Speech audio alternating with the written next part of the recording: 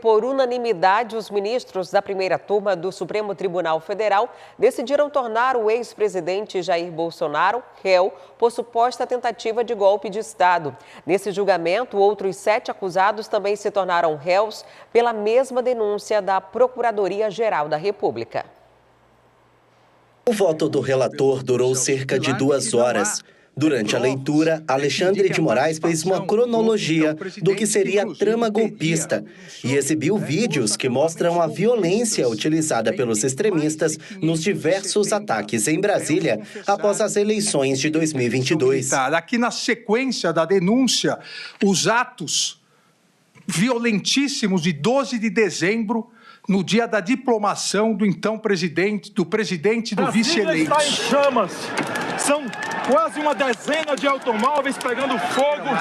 Aqui, no dia véspera de Natal, a bomba, o caminhão-bomba, que colocaram uma bomba, se explodisse a bomba, centenas, se não milhares de pessoas morreriam. Vamos entrar e tomar o poder. E aqui o dia 8 de janeiro.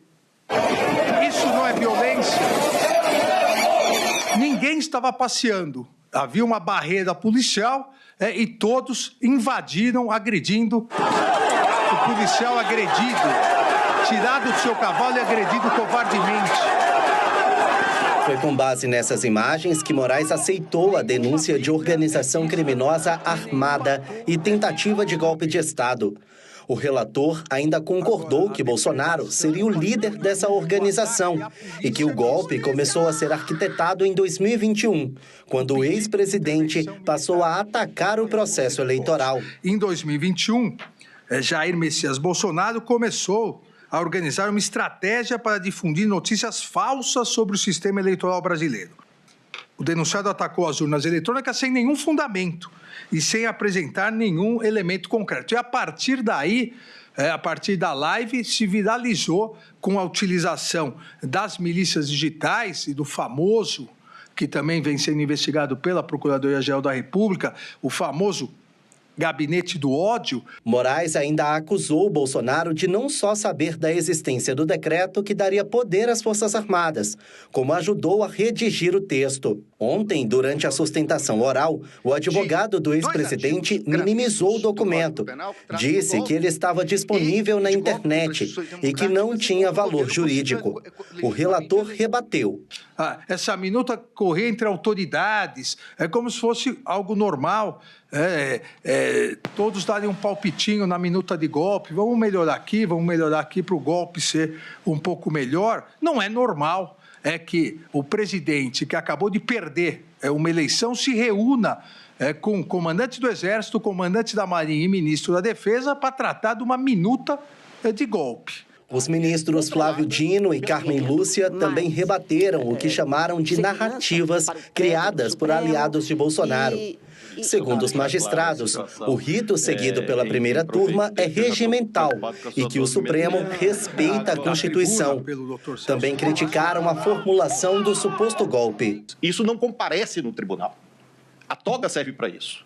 E o que nos distingue de ditadores é que a nossa subjetividade é controlada pelas normas jurídicas. Se não houvesse normas jurídicas, não haveria direito, não haveria segurança para todos, que este Supremo sempre deu, com seus acertos e erros. Alguém fez isso, ou algumas pessoas fizeram isso, porque isto não aconteceu por uma festinha do final de tarde, que por uma coincidência todo mundo resolveu visitar Brasília e aí aproveitou e com pedra, pau.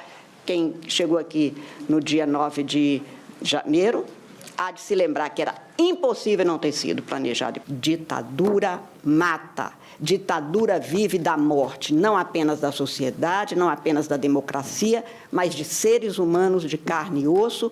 Com as críticas, o placar final foi de 5-0.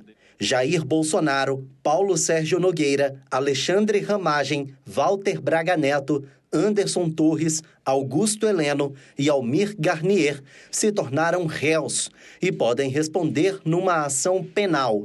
A decisão não significa que os réus foram considerados culpados ou inocentes, mas sim que os ministros viram indícios dos crimes apresentados nas denúncias da PGR.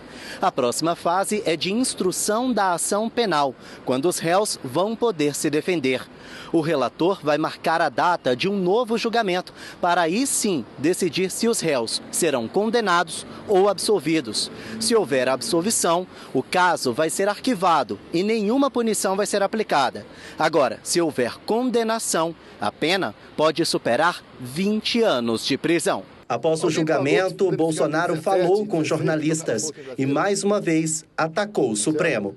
Agora, dá anistia logo, tem gente sofrendo. Tem mãe que está dormindo sem abraçar seu filho. Tem um pai de Ji-Paraná que estava aqui, ele pegou um frete, né? Trouxe um carro para cá, a Brasília. Chegou domingo aqui, viu a muvuca, veio para cá, foi pego por aqui, ficou alguns meses preso. Após a coletiva, apoiadores de Lula e de Bolsonaro, que acompanharam a entrevista do ex-presidente, bateram boca. A confusão mostrou as consequências da polarização política do país. É ganhando milhões para esse Brasil, entendeu? Enquanto ele está aqui, ó, eu sou o trabalhador, eu sou o cidadão brasileiro. O presidente foi preso. E que está escolhendo as caras.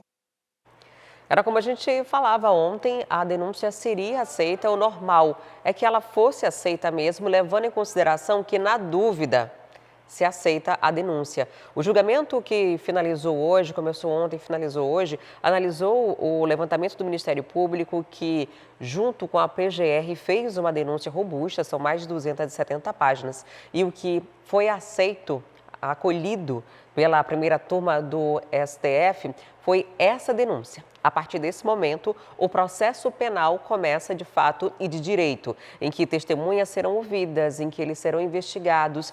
Por enquanto, essas primeiras pessoas, essas 7 mais o ex-presidente, já são denunciadas por vários crimes, e são pelo menos 5 crimes. As penas somadas podem chegar até 43 anos de prisão, caso haja condenação em todos os casos. Vale lembrar que, como você bem viu nas imagens do 8 de janeiro principalmente, foi um ataque que reuniu muitas pessoas, centenas de pessoas. Então, esse processo ele é dividido em núcleos, em várias fases. Esse que foi analisado hoje, essa denúncia, que deve servir inclusive de baliza, de orientação para os demais, analisou 8 casos específicos do presidente, do ex-presidente e de pessoas extremamente ligadas a ele. Outras pessoas vão ser também, as denúncias vão ser avaliadas e podem ser aceitas ou não, que devem ser também.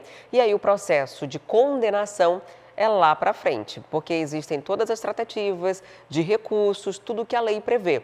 Então é possível que o resultado desse julgamento agora, que começa a ação penal, se conclua lá para o final do ano. A gente vai seguir acompanhando e trazendo todos os detalhamentos para você que nos acompanha.